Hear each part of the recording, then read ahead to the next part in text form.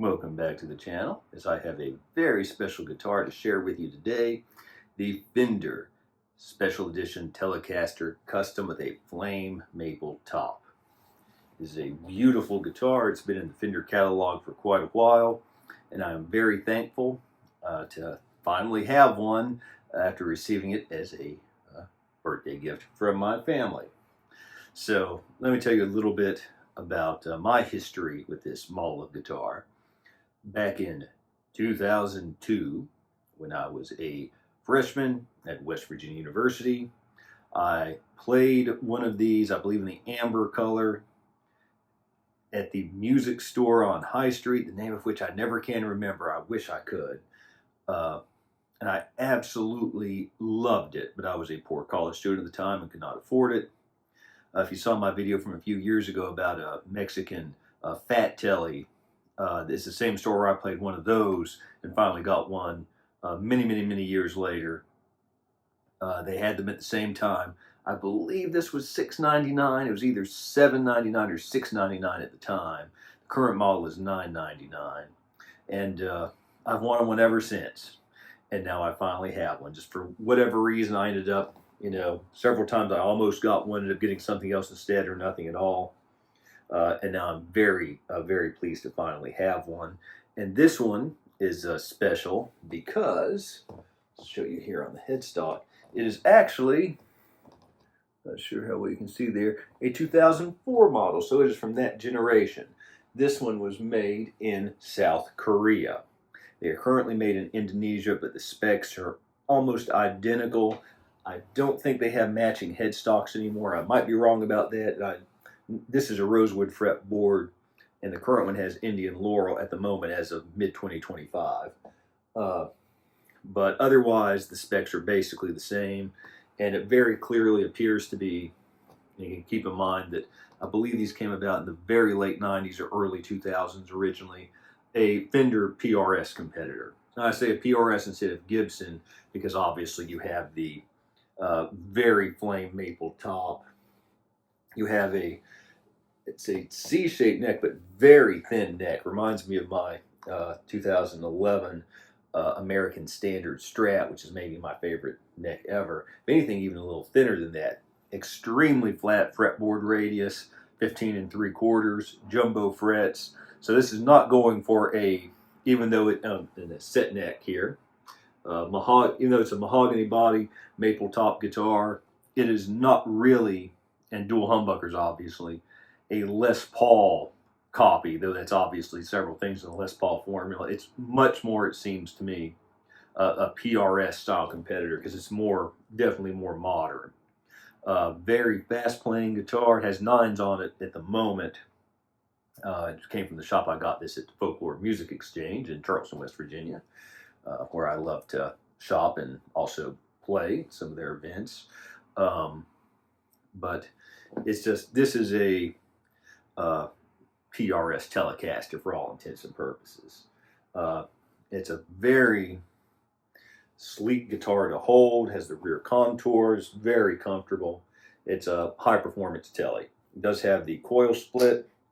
Never have been the biggest fan of coil splits in general, and if you saw my Sunburst Strat with the JB Jazz set, I actually like the coil splits on that one. When I play this in the shop, the jury's still out on it. We'll get some more sound samples, but it's just a great guitar. And again, even though they're making them in a different factory, there might be a couple of tiny spec differences. It's still basically the same guitar. It still has, this is the Seymour Duncan Pearly Gates. This is the 59.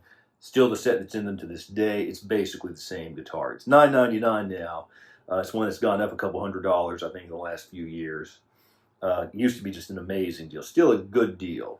And it's a real Fender, even though it's not made in the US, Mexico, or Japan.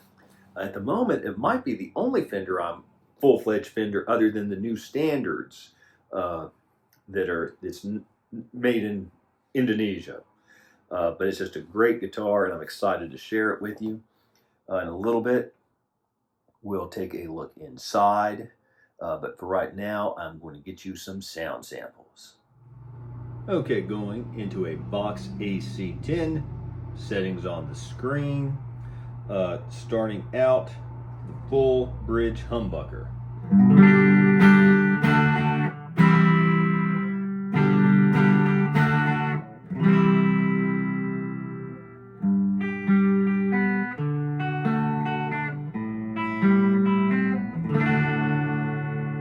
Good clarity there.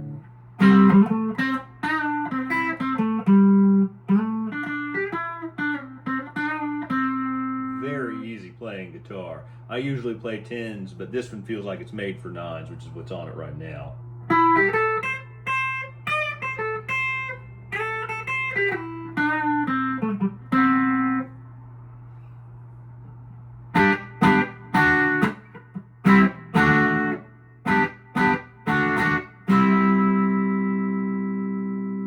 Go to the middle position now.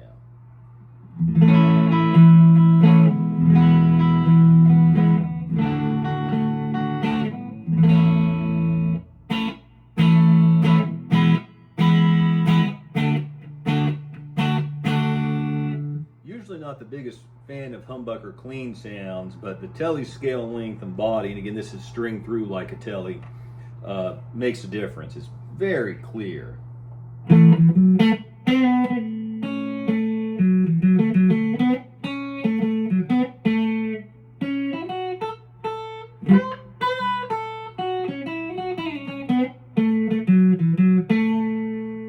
Messed up a little bit there. I don't have my usual pick. I'm using a Chicago Music Exchange pick that's a little bit thinner, but that's no excuse.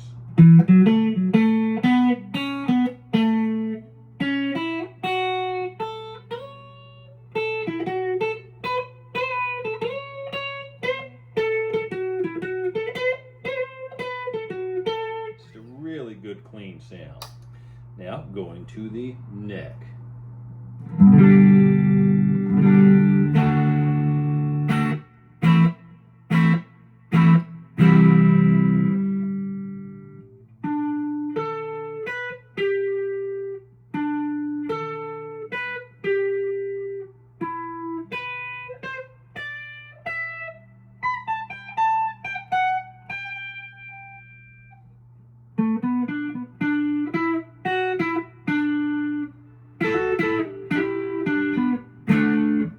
Clear. The 59 is a very nice, clear sounding pickup. Now let's go back through coil split, bridge pickup.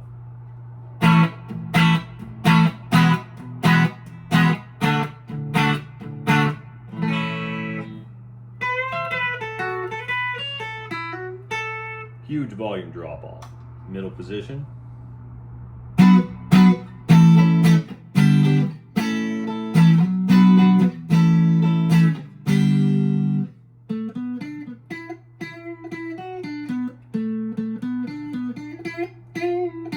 Not bad sounds, but tremendous volume drop off.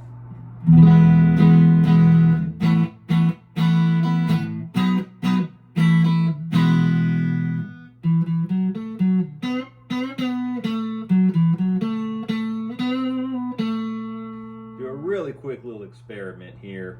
Actually, no, I'm going to wait until we get on the overdrive sounds. We'll do the overdrive sounds first, because I have right there my American original Tele. So now I'm kicking on the NOTADUMBLE, settings on the screen, back on the full humbucker bridge pickup.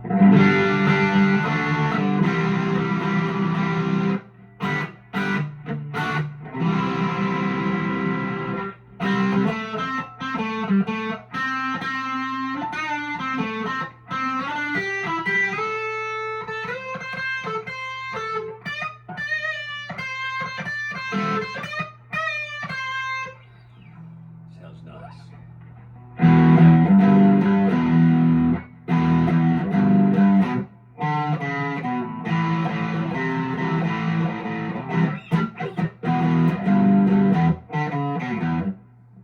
Going to the middle position.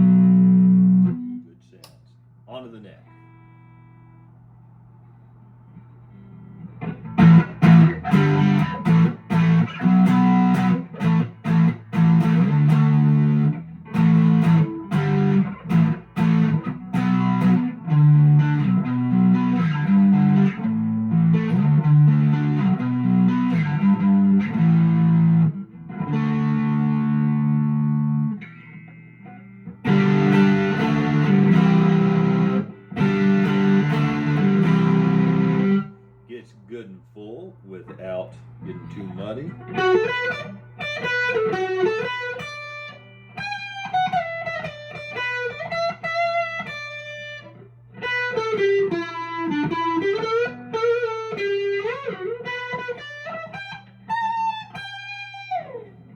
Now we'll try the split sounds. Bridge pickup.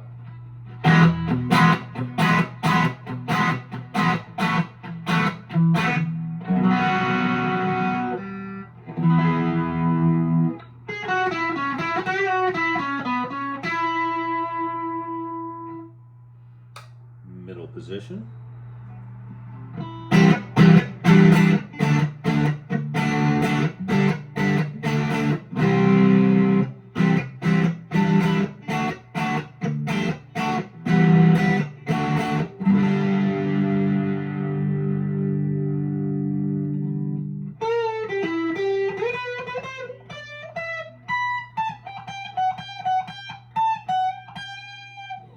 And the neck.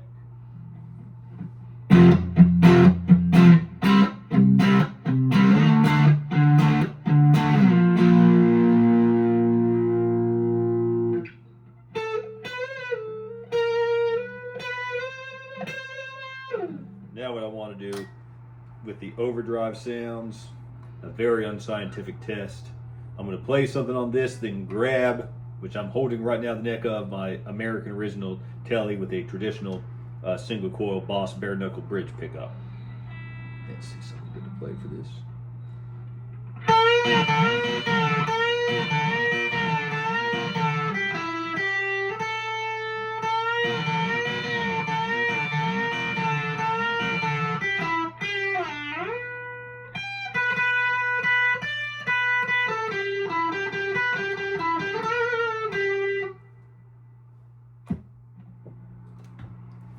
This guitar should hopefully be at least mostly in tune. We're about to find out. It was in tune 2 days ago.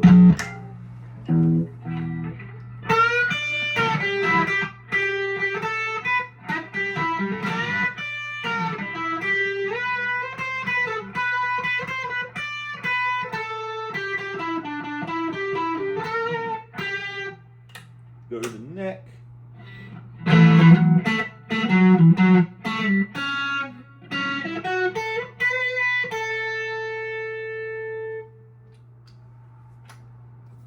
Back to the split humbucker on the neck. Did not get this idea until I started playing, so I wasn't really set up for it.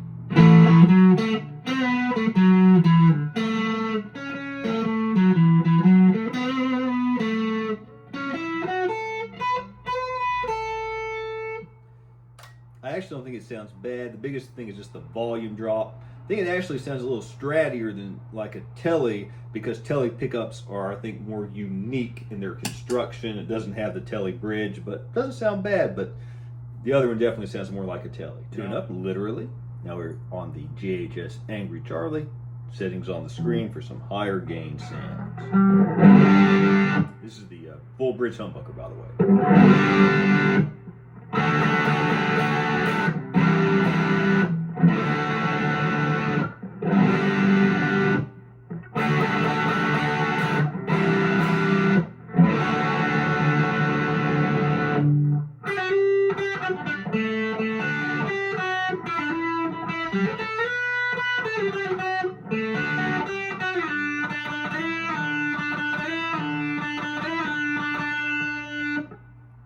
Middle position.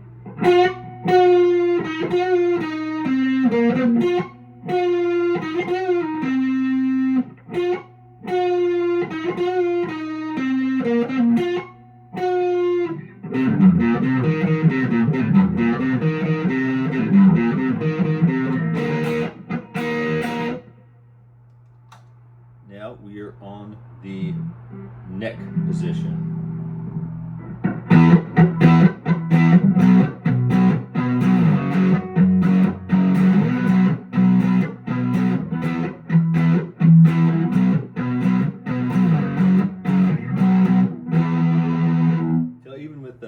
water course down there. It's not getting that muddy.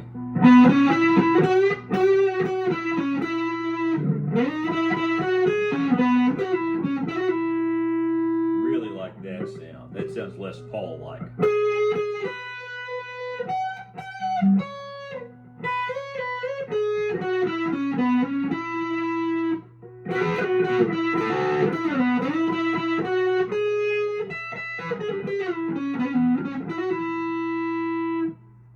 Now, the bridge humbucker split into a single coil.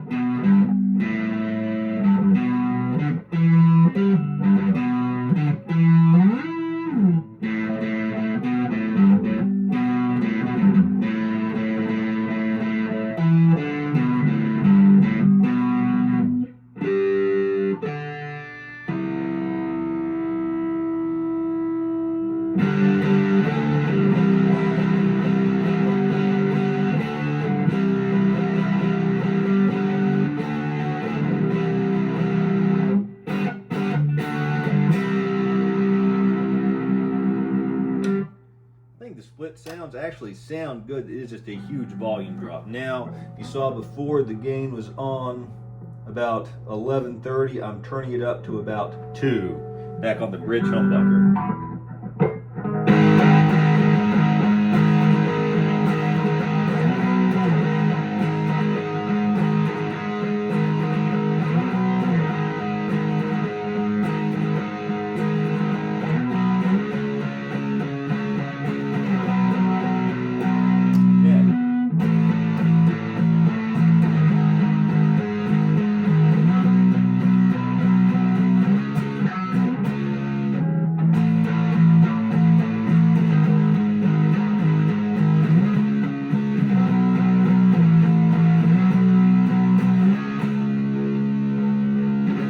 Taking a closer look at the Fender Special Edition Custom Telecaster. Perhaps the most striking thing is, of course, the beautiful flame maple top with the binding, just a beautiful guitar. I believe when these originally came out, they were almost certainly going for a PRS type of thing, and I think they succeed very well at that. I also love the hardware on this. It's sort of a dark chrome, 6 saddles, metal knobs. There's your push-pull, switch feels good. Metal, sort of dark chrome pickup surrounds. Pickups, as you can see, are Seymour Duncans. Pearly gates in the bridge, 59 in the neck. The pearly gates, I believe, is based upon what's in Billy Gibbons's Les Paul. It's a very slightly hotter PAF style pickup. It has Alnico 2 magnets. I think the resistance is about 8.4 on it. Alnico 5 magnets, I believe, for the 59. Its resistance is 7.6. So very much vintage Les Paul style pickups. Turning to the neck, you see the binding, not just around the body, but around the neck as well. These are jumbo frets. You can see the beautiful inlays, rosewood fretboard. graphite nut.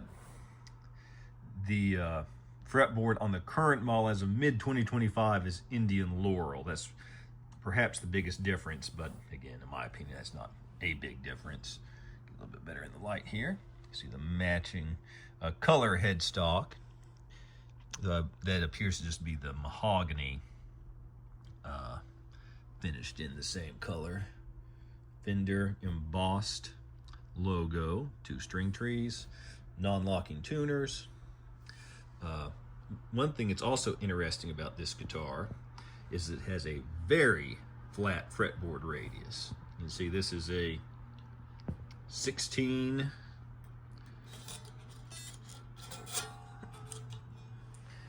and I know it's kind of hard to tell because these are very precise. It's a 15.75 inch radius on the spec sheet, and I would say that's probably about right, because it's ever so slightly rounder than the 16 there. And again, this is not a new guitar, but you can look and see it has a, camera in the right place here, a little bit of fret wear, not much.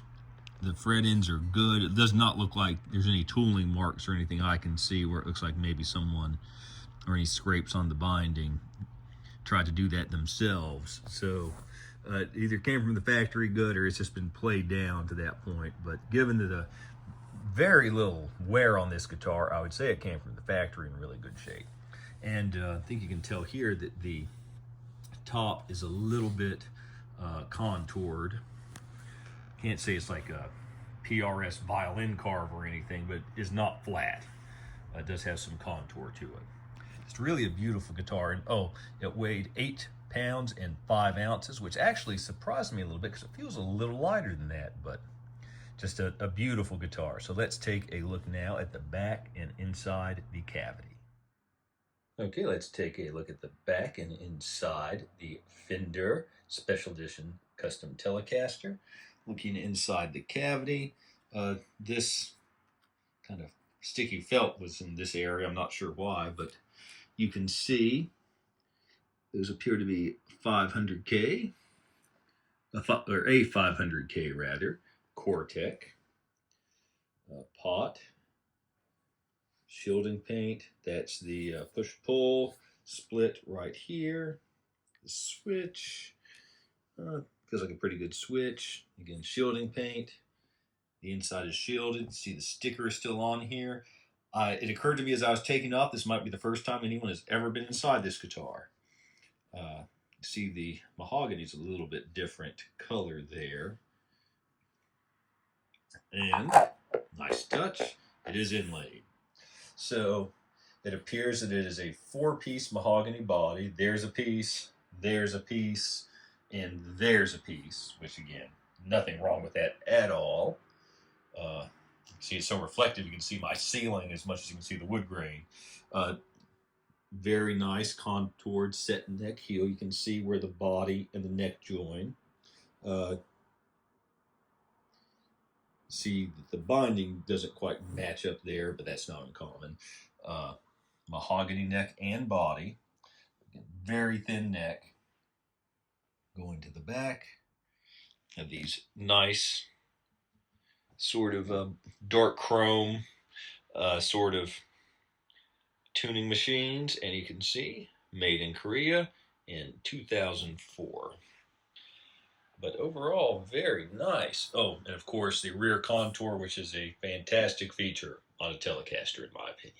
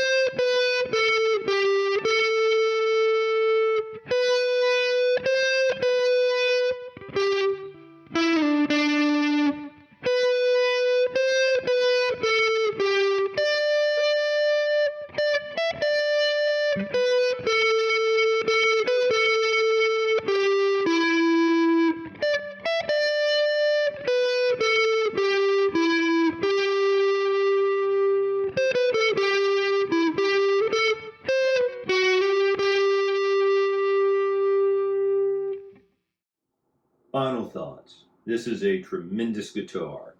It's so comfortable to play, very fast playing guitar, great humbucker sounds. Does not sound much like a Tele, but it's not supposed to. It's a hard rocking, just really fun guitar to play. I mean, these jumbo frets and a really flat fretboard, for someone who's used to the 9.5 inch to 12 inch radius range, that really made me feel like I was flying. I love the thin neck. This great access up here with this heel joint. I mean, it's just, I have no complaints about it. Because again, even though the split coils are low in volume, they sound, the tone is great, I think. Better than when I played it in the shop. I even commented to the shop owner that I didn't think that the split coil sounds were that great, but that's not something I'm usually using anyway. Because if I want a single coil sound, I'll just use that, or one of its closer brothers and sisters. But man, this is a great guitar. It was an especially great guitar when it was $6.99, $7.99. Still a good deal, I think, at $9.99 for a full-fledged Fender. Again, this was made in South Korea, the Indonesian factory. I think it's probably almost surely the Cortec factory, which makes the PRS SEs. Great factory. I think it's overblown the importance of country of manufacture. I still like to do a video series addressing that directly as I get the funds to get the guitars. But, you know, don't let the fact that it's a Fender not made in America, Mexico, or Japan make you think any less of it.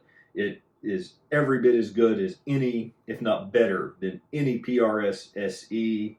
If you love the Telecaster body shape, want something a little bit different, if you want dual humbuckers and you're somebody like me and finds a Les Paul to be, don't get me wrong, I love Les Pauls, but compared to Teles and Strats, they're a bit clunky in my opinion. And I prefer the 25.5 inch scale, which this has. This guitar is a sleek, not super light, but 8 pounds 5 ounces, you know, moderately light. The rear contour is another little thing. It definitely feels sleeker than the traditional Tele I just showed you. I mean, I could just go on and on, but I really, really recommend you try one of these out if you're interested. And they're just beautiful. I mean, yeah, I'm pretty sure that's a veneer over a thin maple cap, but still, and it's a fancy flame maple top to look nice, and whether it's a veneer or a full piece of wood, it still looks nice. It's binding. I mean, no complaints. No complaints about this guitar. And I played one at Showtime Music near Beckley, West Virginia. One of the current ones a couple years ago, a nice amber one. It was just amazing. I mean, I love that guitar. So that's a very small sample size, but I can say that the playing experience with the current Indonesian-made models is pretty much identical to this. I'm trying to think if there's anything I missed. Polyurethane finish, as you would probably guess at this price point. I mean, I don't think I've demonstrated the tone and volume knobs. They work great. I mean, really, again, no complaints. Whether or not you would prefer the full Les Paul setup is a matter of personal preference, but these work great. Switches. I really like this switch placement too. I'm really glad it's down here and not up here. That's where I prefer it. I think it's just so much easier to get to, and aesthetically, I think for this guitar, it looks better that way. So, thank you for watching. I'm glad to have this 21-year-old Telecaster. 2004 is a great year, and I'm glad to have this great guitar from that year and from the era of when I first fell in love with this model.